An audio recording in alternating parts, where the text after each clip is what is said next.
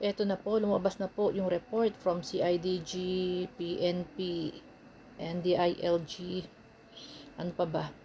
Yan po, lumalabas po na 4 na firearms po ang ginamit. Yung pong 3 na identify na at meron pa pong isang firearm na hindi na identify. Kaya po,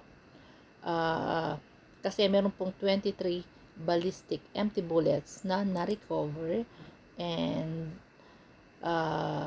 merong isang firearm na hindi pa nakikita. Kaya po ang ginawa po ng CIDG, pinapupunta po itong si Corimao Asplaska ba? Nakalimutan ko sa apelyido. Para isubmit po yung mga firearms na ginamit. Pero inisnab ni Asplaska ang itong imbitasyon ng CIDG para i-turn over po yung mga firearms na ginamit. Lakas ng kapit ni Asplaska. Lakas ng kapit. Nakasandal sa pader.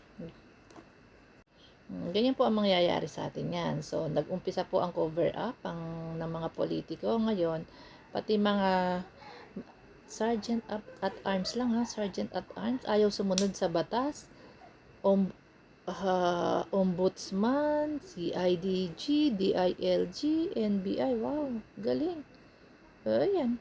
Yan ang natututunan sa puon. So, lahat tayo nito magiging NPA. NPA, walang susunod sa batas. Yan ang gusto ng mga DDS. Sila ang batas.